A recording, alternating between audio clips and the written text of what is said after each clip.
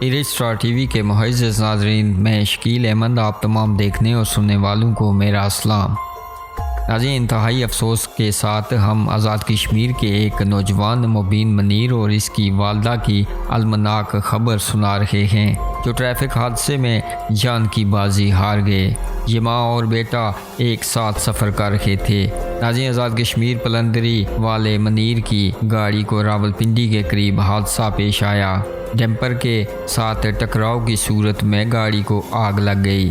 हादसे में मुबीन और इसकी वालदा दोनों अलमनाक तौर पर जाँ बाख हो गए।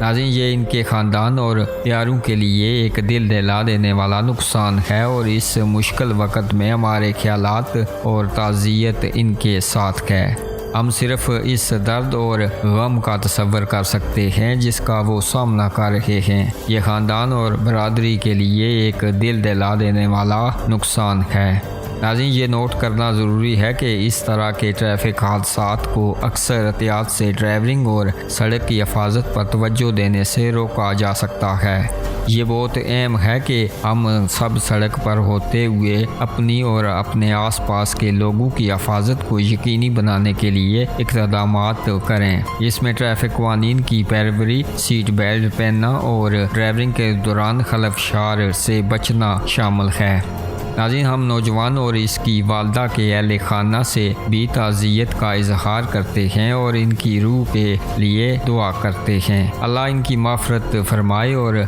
जन्नत में आला मकाम अता फरमाए, आमीन। नाज़रीन, ये याद रखना ज़रूरी है कि ज़िंदगी नाजुक है और हमें अपने हर लम्हे से ज़्यादा फ़ायदा उठाना चाहिए। इस सानिया को एक याददानी के तौर पर याद रखना चाहिए ताकि हम अपने प्यारों के साथ जो वक्त गुजारें इसे हमेशा याद रखें और अपनी ज़िंदगी के तमाम पहलू में हिफाजत को तरजीह दें। नाज़रीन, आप अपनी राय का इजहार कमेंट बॉक्स में ज़रूर कीजिएगा और मरने वालों के लिए दुआएं माफ़रत कीजिएगा। इसी के साथ चाहेंगे आपसे इजाज़त। अगली वीडियो तक के लिए अल्लाह हाफ़िज़।